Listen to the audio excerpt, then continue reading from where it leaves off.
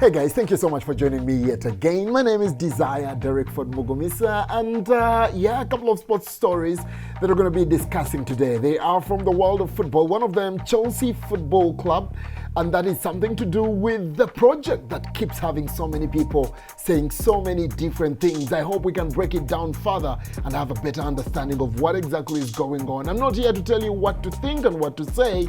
I just feel like sometimes when we speak, we have not exactly tried to go the extra mile and understand what this project is all about. So we'll be breaking that down from the angle of Asmir Begovic, who was speaking to, of course, the byline. Asmir Begovic, a former goalkeeper of Chelsea Football Club. We shall also be talking Jadon Sancho and his developments as far as this story is concerned at Manchester United. I understand that this Chelsea target, at least as we understood in the summer, in the just concluded summer transfer window, might have an opportunity to get back into the Manchester United squad if he does this one thing. We'll be discussing that today. My name is Desire Derek Ford Mugumisa, and I thank you for joining us on this video yet again. I urge you to subscribe to this channel so we can build those numbers and do better as we grow together. Follow me on social media as well, on X, on Instagram, and on TikTok, as you can see down there. Let's get to move on now and talk Asmir Begovic. Now, I saw something on the timeline, and I think I'm just going to put it up for you right here. And it is really a link, a short video from a whole conversation that he had with, a content creator from the byline. And in there is really a rant from Asmir Begovic, in which he's complaining about the team that he played in. And we shall remember that it's a team that, finished quite miserably one season and then went on to win quite impressively the next season when Antonio Conte, of course, was in charge after Jose Mourinho had left the club. And he was talking about how he doesn't recognize this club and all those kinds of things. And I really went to watch that clip. I've not watched the full video, but that clip, I went in to watch it, also looking to attack the guy. But as I listened to it, I realized that, you know what, it's not a matter of who is right and who is wrong. It really is an issue of, this is how I see it, and this is the angle from which I get to analyze it, and that is how you do. And here the point, he spoke about how Chelsea used to be the standard, for example, in his time when clubs were building and rebuilding. The way we look at Manchester City today is how Chelsea was being looked at in that time. So people were building to beat Chelsea. We were the benchmark. And I totally agree with him on that particular front. I will remember that even a couple of seasons before, in fact, at that time, I think we were even starting to deteriorate, because a couple of seasons ago, 3 or 4, 5 seasons ago, we were looking at a Chelsea squad which had 2 internationals substituting each other in each position. International breaks looked like holidays at Cobham. It was the time that academy kids were getting in and all of those kinds of things. Now, just a few of them walk in to train. It was a time whereby it wasn't about how many international players do Chelsea have on their squad. It was also very much about how many captains do Chelsea have in their squad. It was that stacked, that Chelsea side, or those Chelsea sides back in the day. But in as much as that is all happening, it is quite unfair on Chelsea Football Club and the players that are there and just about everything that we're trying to do when we continue to analyze our situation as Chelsea Football Club on the basis of what has happened before, disregarding everything that has changed. Now, of course, we will want to note that all this criticism that is coming through is criticism that is coming about a situation where we all well know what situation Chelsea find themselves in, having lost Abramovich when they got to lose him, and a new ownership coming into the club when they got to come in. Gary Neville has been one very vocal person against Todd Boehly and what they're trying to do at Chelsea Football Club. And £4.25 million was spent, people. We need to recognize that. We need to know that a war happened in Ukraine and that our owner was sent out. When the owner was sent out, his ideas and what he was trying to build at Chelsea or whatever it is he was doing had to change. New owners were in the market from totally different backgrounds who prefer to do things very differently. Some of the quotes that we had when these guys came through were, we walked in here and there was no data analysis and all of that. All we see is, well, it's non-existent.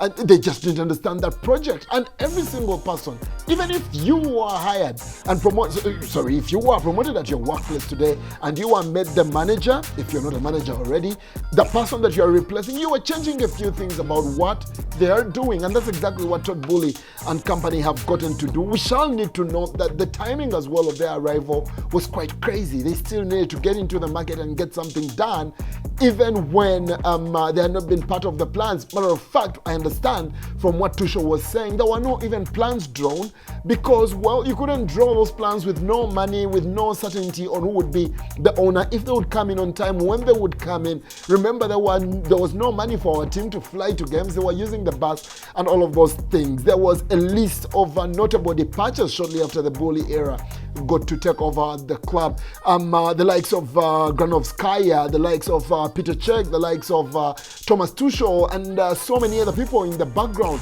All of those leaving. These are the same people that you would have thought would have held fort to guide us through the first window, try to have some sort of sanity in place.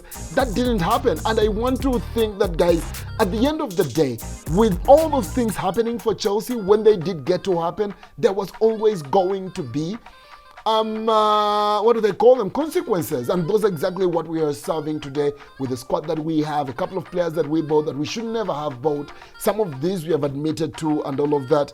And some of them have already left. Actually, many of them have even left the club, having just been bought just the other day.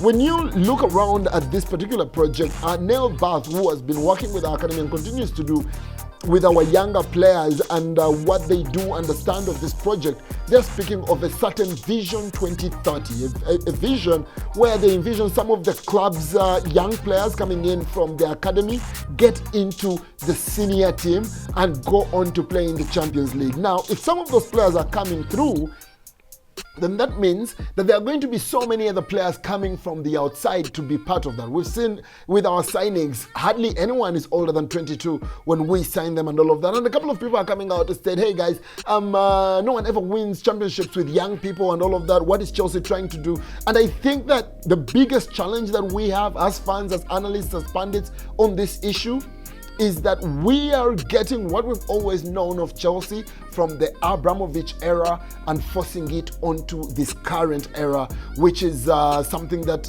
is quite unfair to the players, to the coaches, and all of that. Oh, and about the coaches, I also understand that this project is also about stability, be it with the players, be it with the coaches and all of that, as far as the growth of the club gets to go until at least 2030. That's about 6+ years from today. So you can get to see exactly what these guys are trying to build and, look at how they can get to do it. So maybe, just maybe, we are being unfair to the ownership and the club and all of that, but that is only but my opinion. Please head to the comment section. I would want to hear from you. What do you think of our project? Are we being unfair to the people we are criticizing, the young players, the coaches, the ownership and all of that, when we demand of senior players where they've been clear that their project is different? Do we even agree with the project that Chelsea are trying to pull off right there? I'll be very happy to hear from you. It will do me a very deal of good, if I can hear from you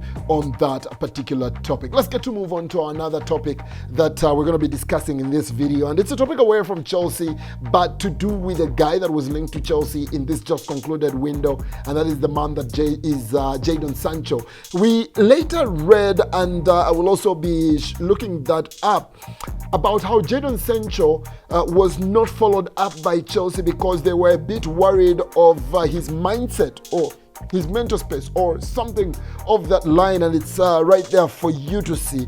And just days after, the window had closed, we started to see some of these things as far as Manchester United is concerned. Jadon Sancho was left out of a match day squad. After the match, the press asked, that is Erik ten Hag, why he had been left out, and he pointed towards his poor training levels in there. Shortly after that, of course, Jadon Sancho went to his social media and put out a post in the line of, I am not happy being scapegoated in this situation. I shouldn't be the reason as to why all of these things are happening. I'm only paraphrasing in this particular situation and all of that. And it caused a whole storm. And I really feel that it's a storm that Manchester United do not exactly need. Of course, Jadon Sancho put out of the squad immediately after about 60 million people had seen the post. He later went on to delete that particular post, and it's a whole bit of drama again that Manchester United do not need. It's because I say that because Mason Greenwood has already left the club in a situation where many would have thought he would be living permanently after the situation with him and the courts of law and all of that. That is out of the way, but before that could even simmer down, after we'd seen how he'd been received in Getafe and all of that, we quickly now got to hear about Anthony, the wingers, well, also the right midfielder in that particular team, also having similar issues to Mason Greenwood and all of that. He's been also asked to step away from the team, and he has agreed to take leave from the squad. And then, of course, there is a whole Jadon Sancho. Jadon Sancho's situation, just to be clear with the timelines, happened shortly before Anthony's, but you want to feel sorry for him and his team, because with Anthony stepping away from the squad, it's Jadon Sancho's position to play. In as much as we've also read that he's not so happy playing on the right, he would prefer to come off the left. But then we also know the left is something for King number 10, Marcus Rashford. So quite some interesting stuff happening for Manchester United in that one. But I would want to dive deeper into this issue with Jadon Sancho, because of course the update now is that Erik ten Hag seems to be demanding an apology for Jadon Sancho, or before Jadon Sancho can return to the squad. Now, for me, over and above the situation and who is involved and stuff like that, there are pointers to this Manchester United situation that are quite alarming and quite worrying. And for me, here is where it goes. First and foremost, the importance of communication between players and managers cannot be overstated.